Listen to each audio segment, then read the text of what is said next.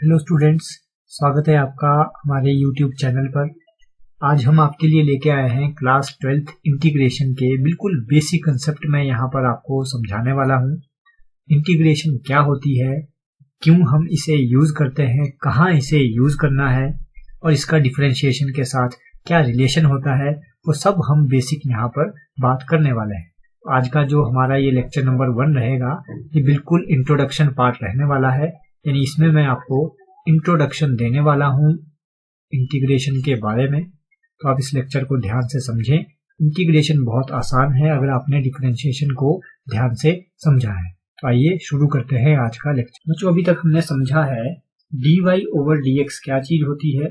This is called differentiation of y with respect to x, या हम ये भी बोलते थे dy dx is equal to this gives us tangent to curve। dy over dx हमें देता है किसी कर्व के ऊपर टेंजेंट, या it gives us slope of tangent। ये हम अभी तक जो है डिफरेंशिएशन में समझ चुके हैं। अब मान लेते हैं ये हमारे पास एक कर्व है and this curve is defined between point A and point B, और हमें ये दे दिया जाए, हमें इसमें गिवन है that this function is differentiable. ये हमें गिवन है part, function is differentiable in interval A and B। ये फंक्शन डिफरेंशिएबल है A और B में। इसका मतलब मैं ये बोल सकता हूं हमें क्या गिवन है, that is we can find या we can have f dash x। Differentiable होने का मतलब है हम f डैश x फाइंड कर सकते हैं between a and b। a और b के बीच में हम कहीं पर भी f dash x find out कर सकते हैं। ना क्वेश्चन इज, हमसे पूछा गया इसी के बेस पर फाइंड f ऑफ x। इस गिवन डाटा के बेस पर आप f ऑफ x फाइंड करके बताइए। तो कैसे फाइंड आउट करेंगे, आपको f डैश x गिवन है, this function is differentiable between a and b at every point between a and b, और आपको f डैश x से f ऑफ x फाइंड करना है। तो इस केस में हम यूज करेंगे integration. Here integration will be used, यहाँ पर काम में आएगी इंटीग्रेशन। तो अगर मैं यहाँ पे समराइज कर रहा हूं जो अभी तक हमने सीखा, f ऑफ x से अगर f dash x find out करना हो तो दैट इज कॉल्ड डिफरेंशिएशन, उसको हम बोलते हैं डिफरेंशिएशन।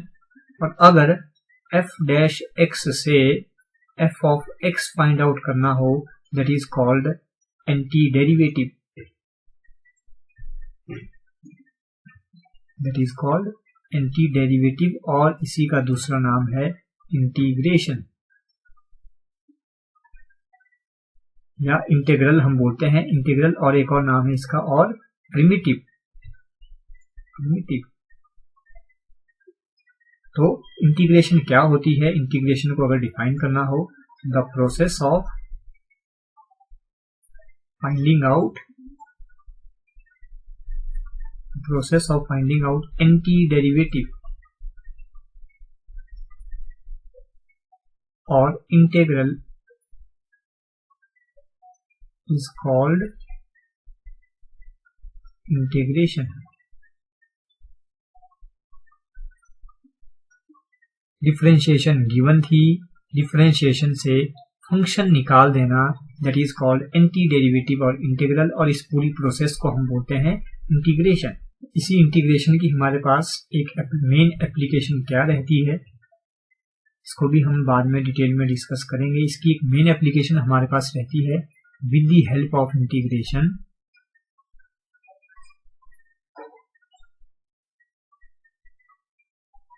एक तो हमने देखा with the help of integration we can find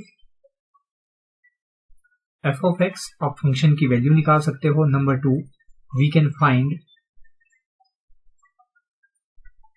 area under curve. हम किसी कर्व के अंडर एरिया भी फाइंड आउट कर सकते हैं। तो हम कह सकते हैं कि जो इंटीग्रेशन है, integration is the inverse process of differentiation.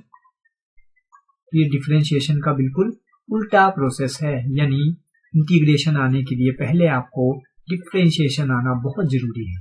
तो ये मैं मान के चल रहा हूं कि आपको डिफरेंशिएशन के कंसेप्ट बिल्कुल क्लियर है। उसी की हेल्प से हम यहाँ पे फाइंड आउट करने वाले हैं इंटीग्रेशन।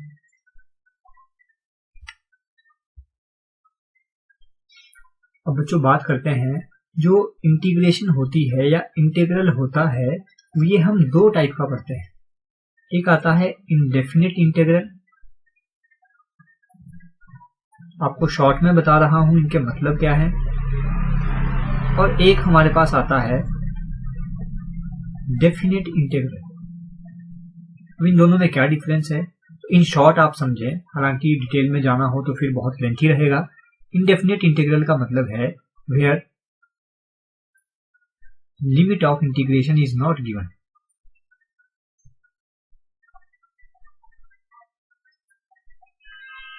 यानी हमारे पास एंड पॉइंट नहीं दिए होते। जैसे ये कर्व था, यहां पर डिफाइन था ए से बी के बीच, यहां पर ये कहां से कहां तक डिफाइन है ये गिवन नहीं होता, एंड पॉइंट गिवन नहीं होते।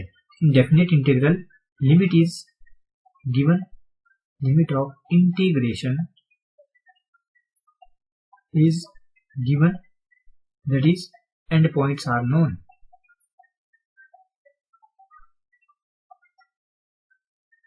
तो ये दोनों में डिफरेंस रहता है। तो पहले जो हम इस इंटीग्रेशन वाली यूनिट में स्टडी करेंगे वो रहेगा इंडेफिनिट इंटीग्रल वाला पार्ट। फिर लास्ट की 2 से 3 हमारे पास जो एक्सरसाइज रहेंगी वो रहेंगी डेफिनेट इंटीग्रल के ऊपर। इसके बारे में हम बाद में फिर से डिस्कस करेंगे। और एक चीज आपने सुनी होगी, इंडेफिनेट इंटीग्रल को जब भी हम सॉल्व करते हैं we use constant of integration. तो क्वेश्चन है वेरी इंपॉर्टेंट, बच्चों को कंसेप्ट नहीं पता होता, बड़ी क्लासेस तक पहुंच जाते हैं, आप कॉलेजेस में चले जाते हो, आपको नहीं पता होता कि इंटीग्रेशन में हम एक कांस्टेंट क्यों यूज करते हैं। Question is why constant of integration is used.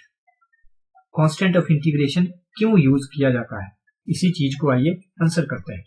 इस चीज को आंसर करने के लिए थोड़ा सा मैं आपको डिफरेंशिएशन की तरफ लेके जा रहा हूं।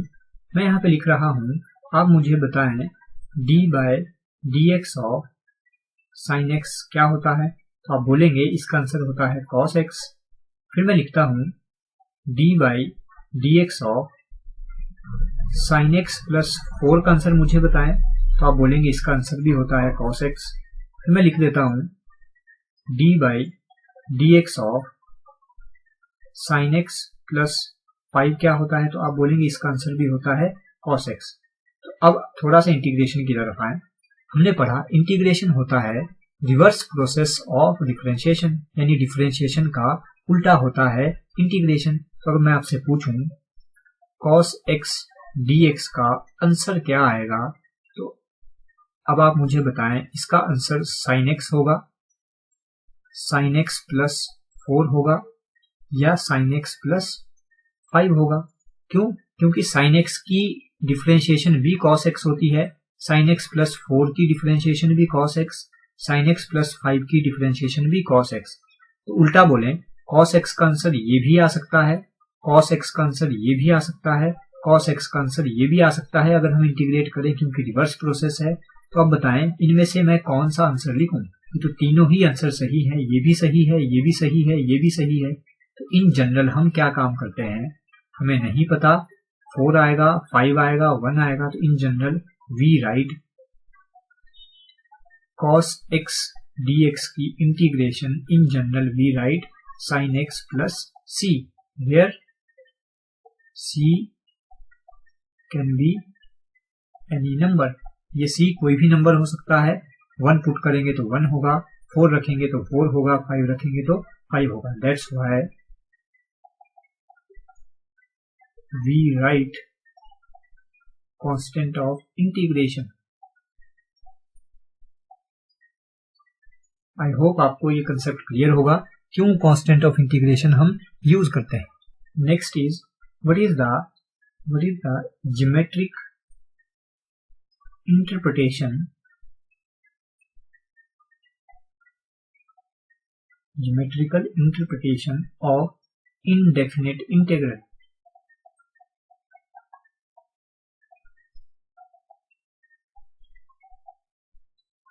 इंडेफिनेट इंटीग्रल की ज्योमेट्रिकल इंटरप्रिटेशन क्या होती है?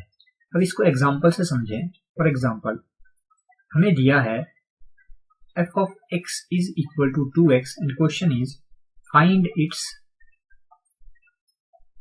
antiderivative। अभी हमने इंटीग्रेशन कैसे करना है ये नहीं सीखा है, पर एक चीज हमने सीखी है कि एंटी डेरिवेटिव या इंटीग्रल निकालने का मतलब होता है रिवर्स प्रोसेस ऑफ डिफरेंशिएशन। हमें पता है इसका आंसर क्या होगा, हमें पता है एक्स स्क्वायर की जो डिफरेंशिएशन होती है वो होती है 2x, तो 2x का आंसर मुझे मिलेगा x square. So anti derivative of 2x will be x square. पर अब यहाँ पे एक क्वेश्चन और अराइज होता है, क्या 2x का एंटी डेरिवेटिव सिर्फ एक्स स्क्वायर ही होगा या कुछ और भी हो सकता है? तो अगर मैं आपसे पूछूं एक्स स्क्वायर प्लस 1 की डिफरेंशिएशन, तो आप बोलेंगे इसकी भी डिफरेंशिएशन 2x होती है। एक्स स्क्वायर प्लस 2 की डिफरेंशिएशन, ये भी 2x होती है। तो anti derivative of 2x can be x square, it can be x square plus 1, it can be x square plus 2। और ये सारी चीजें क्या हैं? This is family of parabola. यानी इसको अगर मैं आपको ग्राफ में दिखाऊं तो ये रहा हमारा y equal to x square, this is y equal to x square. ये रहा y equal to x square plus 1 और ये रहा y equal to x square plus 2।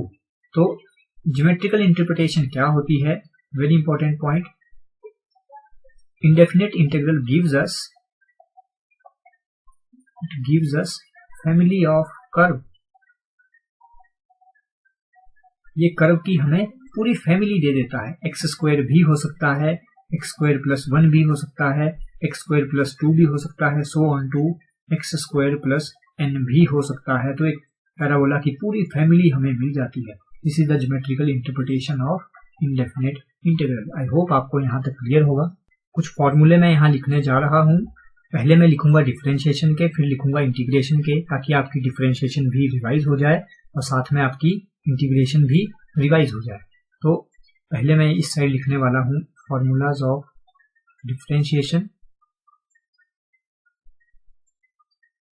और इस तरफ मैं लिखूंगा formulas of integration. Formula number 1, D by d x of constant, हमें पता है कॉन्स्टेंट की डिफरेंशिएशन होती है 0। Number 2, D by d x of sine x is cos x. Number 3, D by d x of cos x is, जिसके साथ भी ये सी वर्ड होता है, यहाँ पर साथ में नेगेटिव साइन आता है, minus sine x. Number 4, d by d x of tangent x is secant square x.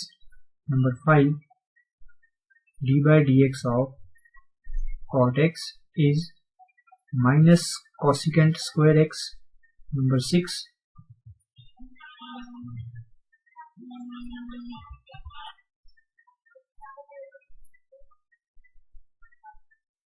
Number 6 is d by dx of secant x is secant x tangent x. Number 7 is d by dx of cosecant x is minus cosecant x cot x। पहले मैं इतने ही formula के लिए integration के फॉर्मूले भी यहाँ साथ में लिख रहा हूँ। तो आप ध्यान रखें कि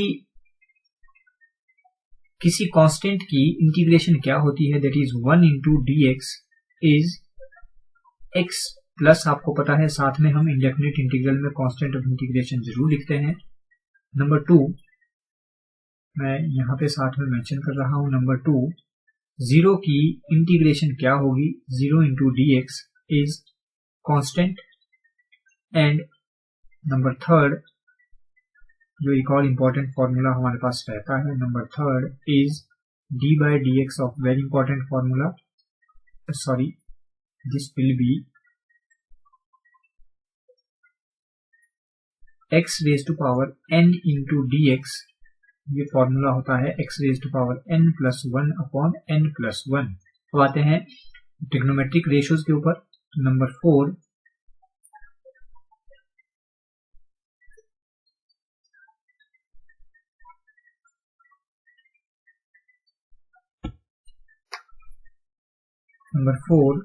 that is cos x dx की इंटीग्रेशन क्या होती है, ये होती है sin x plus constant of integration. Number 5 sin x dx की इंटीग्रेशन क्या होती है, तो ये होती है minus cos x plus constant of integration. Number 6 secant square x dx की इंटीग्रेशन क्या होती है, तो ये होती है बिल्कुल इसका उल्टा, that is tangent x plus constant of integration. Number 7 that is cosecant square x dx की इंटीग्रेशन क्या होती है, तो बिल्कुल इसका उल्टा, that is minus cot x plus c।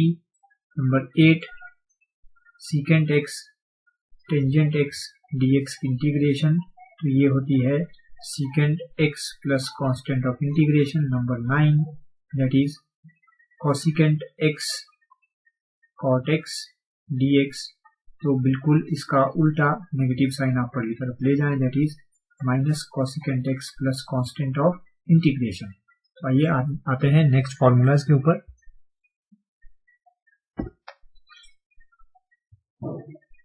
यहाँ इनवर्स ट्रिग्नोमेट्री के डिफरेंशिएशन के फॉर्मूले मैंने आपके सामने लिखे हैं। D by d x of sine inverse x is 1 upon 1 minus x square in under root, सारे आप पढ़ लें, आपको ऑलरेडी आते हैं। यहाँ मैं इंटीग्रेशन के फॉर्मूले लिख रहा हूँ।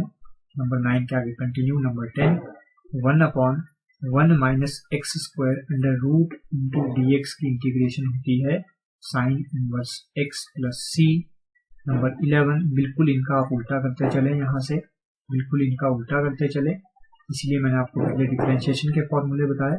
Minus 1 upon 1 minus x square under root into d x की होती है, आप माइनस को यहाँ से पर ले जाए तो ये बनेगा minus cos inverse x plus सी।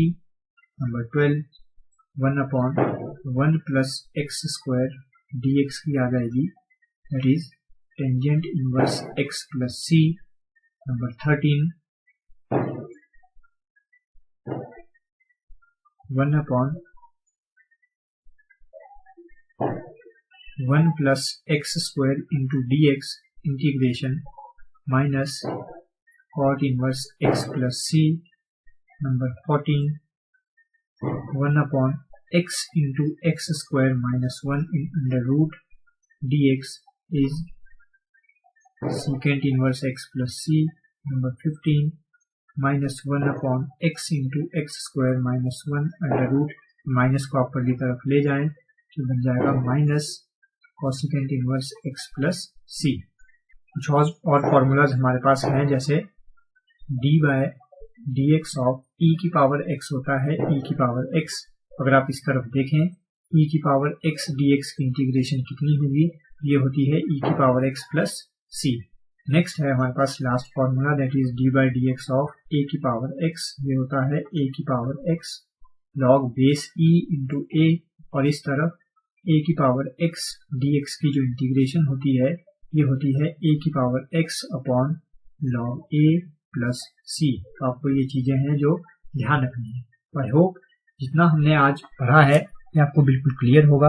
हमने आज कवर किया है इंटीग्रेशन का बिल्कुल बेसिक इंट्रोडक्शन, बेसिक क्या होती है इंटीग्रेशन, इसका डिफरेंशिएशन के साथ क्या रिलेशन है, और हमने यहाँ पे कुछ फॉर्मूलाज देखे हैं। तो आज के लेक्चर में इतना ही रखते हैं। अगले लेक्चर में हम स्टार्ट करेंगे कुछ क्वेश्चंस के साथ। Thank you so much.